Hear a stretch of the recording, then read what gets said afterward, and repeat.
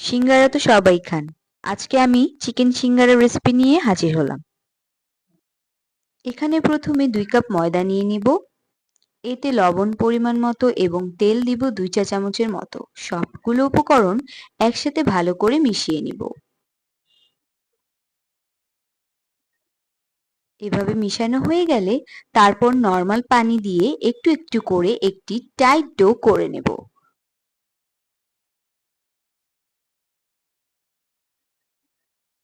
এরকম ভাবে ডো করে নিয়ে আমরা ডোটি 10 মিনিটের জন্য রেস্টে রেখে দিব। এখন আমরা পরের প্রসেসিং এ চলে গেলাম।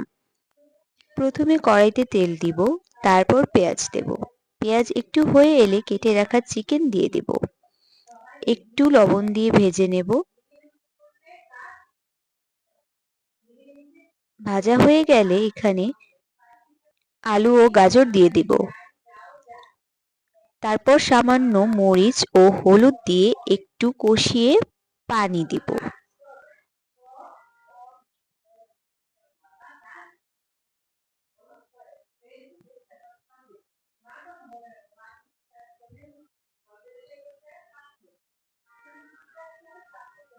সিদ্ধ হওয়ার জন্য আবার ঢেকে দেব।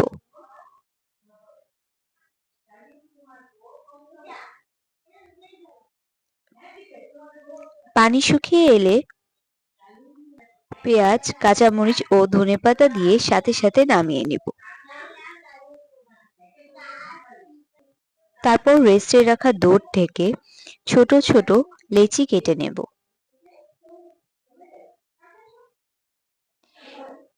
তারপর একটি লেচি নিয়ে প্রথমে লম্বা করে তারপর একটু মোটা করে বেলে নেব। তারপর মাঝখানে ছুরি দিয়ে কেটে নেব। তারপর লম্বা সাইডে আঙ্গুলে একটু পানি লাগানোর পর সিঙ্গারার শেপ করে তাতে পুর ভরে সিঙ্গারা তৈরি করে নেব।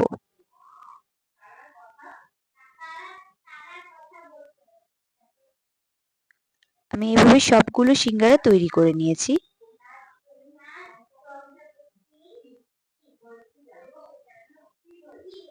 আমি 2 ধরনের শেপ দিয়েছি এখানে। এখন হালকা গরম তেলে এগুলোকে দিতে হবে, বেশি গরম তেলে দেওয়া যাবে না। এভাবে অল্প আঁচে মাঝে মাঝে উল্টে পাল্টে দিয়ে সিঙ্গারাগুলোকে ভেজে নিতে হবে ভালো করে। ব্যাস তৈরি হয়ে গেল আমার মজাদার চিকেন সিঙ্গারা।